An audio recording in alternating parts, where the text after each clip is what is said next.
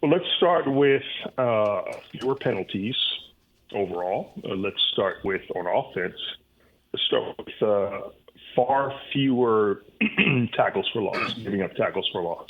I think Missouri is probably near the top of allowing tackles for loss, and that shows you're not getting it done offensively, typically in the run game. And usually that's an issue with allowing penetration, guys not coming off the ball and securing their blocks, especially on the backside. But those are correctable things, especially the penalties. And getting back to the basics, getting back to the fundamentals, I know that was what was stressed over the bye week. From all accounts, the guys had a good week of work, had a scrimmage, and sometimes, jobs are up for grabs. So we shall see who emerges, if there will be any new starters. I mean, so far there hasn't been anything announced just yet, but obviously, we're a little more than 48 hours away from kickoff, and that can certainly change. But I think a new approach to the sport, the attitude, understanding what's ahead of you. If trying to secure bowl eligibility is at the top of the list, you've got to go 4-2, at least 4-2 to get there.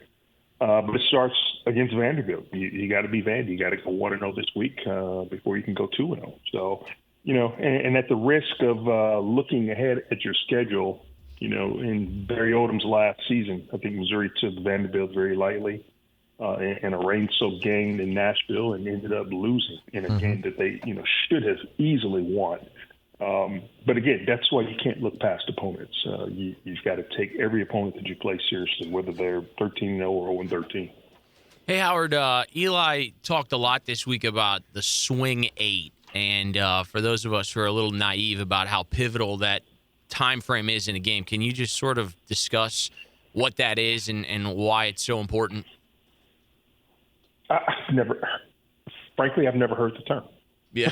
I've never heard that term. Is that and last 4 minutes? Honestly, halftime? I got you. I've never heard it referred to that, but okay, I get it. So what that means is, offensively, let's just say you've got the ball late in the first half, whether you kicked off if you elected to defer in the first half of the coin toss, and you had that ball late in the first half, if you can get points on that board within that last 4 minutes, knowing that you're going to get the ball first in the second half, that swing, whether it becomes a 6-point or a 10-point or 14-point swing, a lot of games are actually determined at that point. And again, a lot of players don't understand this because I think a lot of coaching staffs don't really stress those issues and those points of a game. But if you can stress that players the importance of where you are in a football game and why it is so important to come out and play hard and really focus on getting a score on the scoreboard. And now your players are, I think, far more aware. Their football IQs have gone up that much more. Understanding what it is, again, how to defeat an opponent, understanding where you are down the distance on the field, understanding all the nuances of the game. If you're that much more educated in the sport, then your ability to perform in those areas, I think, just goes up incrementally. And again, not a lot of guys really understand that. But if Eli is focusing on these things, and if you can drill your team, to be over-focused, in those first 4 or the last 4 of the first half and the first 4 of the second half, especially when you get the ball coming out of halftime, you can really flip the complexion of a football game. So, that's just one facet of it. But again, those things don't matter if you're not doing the little things. Again, if you're continuing to jump off sides after a big play, you're just defeating yourself. So those are the things, especially after a bye week, after a team has been away, and these issues or things that need to be corrected. You have to address those things, and you have to be to me, up to snuff in those areas that have weakened your team over the first 6 weeks of the season. Howard, I would think in the era of NIL and transfer portal that redshirting a quarterback probably doesn't mean as much anymore because these guys aren't going to stay 5 years. If they're not playing, they're probably going to transfer. And I'm just wondering, Sam Horn, do you think we'll see him at all? And I'm thinking back to the Gary Pinkel days when he would oftentimes that backup quarterback would get that series, what was it, the first series of the second quarter. That was kind of his thing to help groom that next quarterback.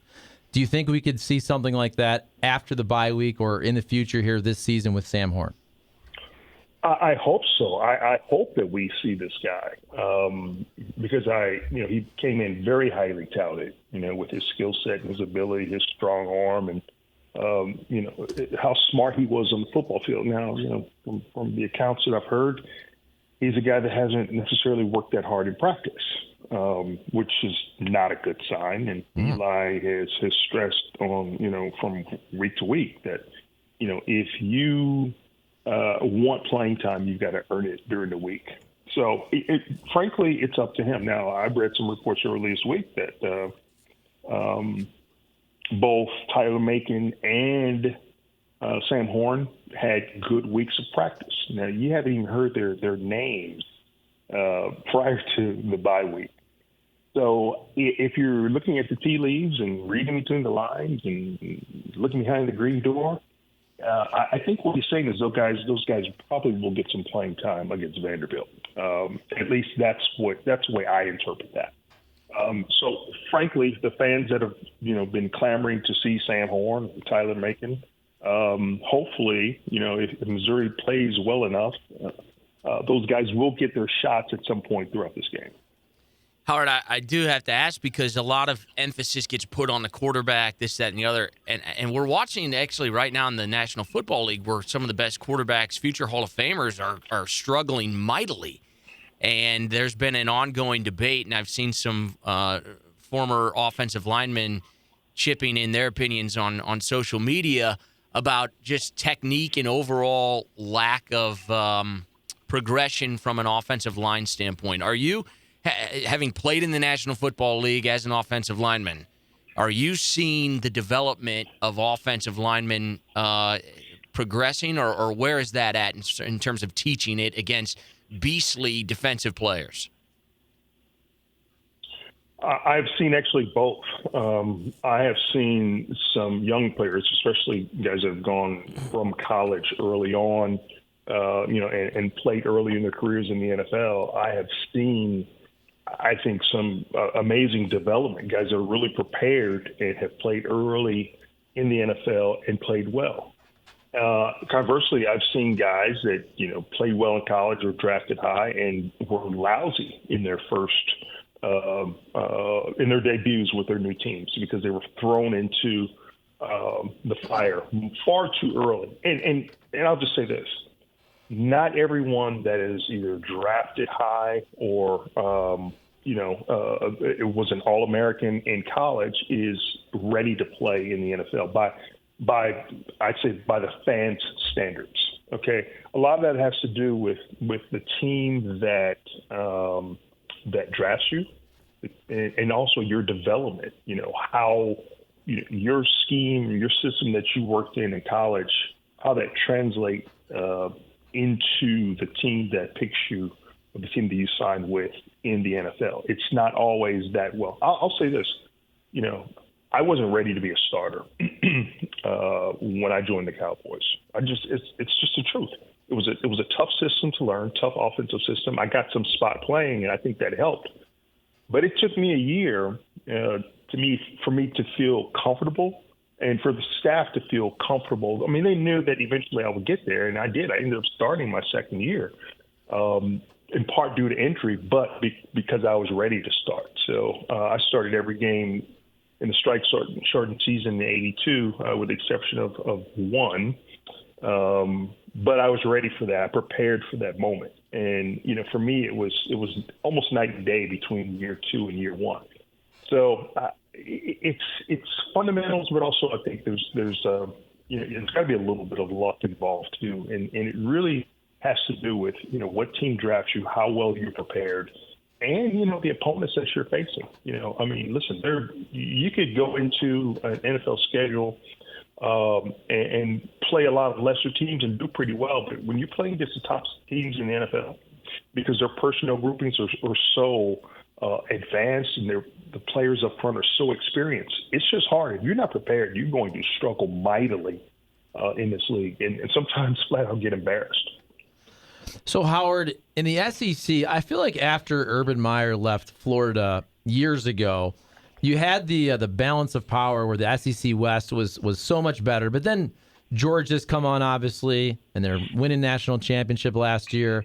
But now, and Florida's down, but you're looking at the SEC East now, and it's no longer the little brother division of the SEC with Georgia, with Tennessee, with Kentucky. So things don't get easier for Mizzou in the division. Not at all. If you looked at the Mizzou schedule, before the season, you're looking at, okay, Missouri can, with what we expected the development from this roster this year, you could see 7, 8, sometimes 9 wins. But that was predicated on this team playing far better than it's played thus far, not having so many penalties, not giving up tackles for loss, not giving up a lot of big chunk plays, and having an offense that was performing on a consistent basis.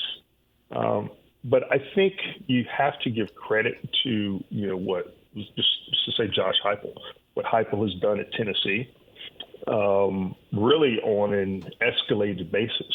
I don't think anyone expected Tennessee to be where it is right now. In just a few short years since arrived, and they're coming off a win of a huge win, like a program-changing win, considering where they were, by beating Alabama on Saturday. I think a lot of that has to be credited to the players that Heupel has brought in, by transfer portal. He's also recruited very well, and I think he has developed his quarterback, Hendon Hooker, into a Heisman Trophy contending quarterback, in part because Heupel himself was a Heisman contending quarterback, and he understands how important it is to have a stellar performer at that position. Mark Stoops at Kentucky, has really, even though they've struggled a little bit and lost some games that they probably should have won, they still are a team that you have to give strong consideration to. A lot of football left in the season. The second half has just begun.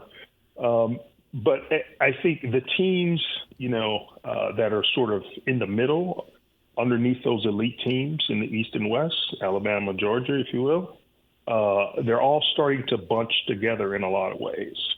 And I think in part transfer portal, NIL probably has had a decent amount of impact on the sport. Now, this is really the first year we've seen that impact of it. Wait till next year and the year beyond to see just where that lands a lot of these teams, and see if that trend continues, or if you continue to see the teams at the bottom and the top start to come closer to each other. That's what I believe could very easily happen if teams really take advantage of, especially the portal, and picking off players that they know can come in and help their programs right away. Yeah, I get you. Hey, Howard, enjoy homecoming. We'll talk next week, and we'll be watching. Thanks, guys. Have a good weekend, okay? Right on. You too. Thank you. Howard Richards. Watching and listening. Watching and listening. That's what we do. Yeah, that's sure. what I should say. Watching and listening. You listen to Howard. Him. You're watching on the while TV. you watch the ball game. You turn it down, baby. Listen to Howie. That's what you do. By the way, real quick. Yeah. If you give Mizzou, they're 2-4 right now. If you give them Vandy, South Carolina won't be easy. But if you even say they beat South Carolina, all of a sudden you are 4-4. You got Kentucky, Tennessee, both ranked. Let's just say they lose that. 4-6. You beat New Mexico State, 5-6. You got to beat Arkansas. Arkansas. They're not bad. You Ain't got to bad. beat Arkansas to become bowl eligible. It's going to be very difficult because South Carolina is not a guaranteed victory. It's going to be very tough for Mizzou to get the 6 wins. They better, yeah. Well, you got to get through Vandy first, because that could They blow better up. get through Charlie, freaking Vandy at home. I might have to go on Tiger Board just to see if it's a close game, how people are freaking out. If you're off a bye week, God. 2-touchdown favorite at home when you almost beat Georgia earlier in the year, Georgia. and you don't beat Vandy, It's over. That Auburn game is going to come back and bite them. That Hell was the yeah. game they should have had. That's right.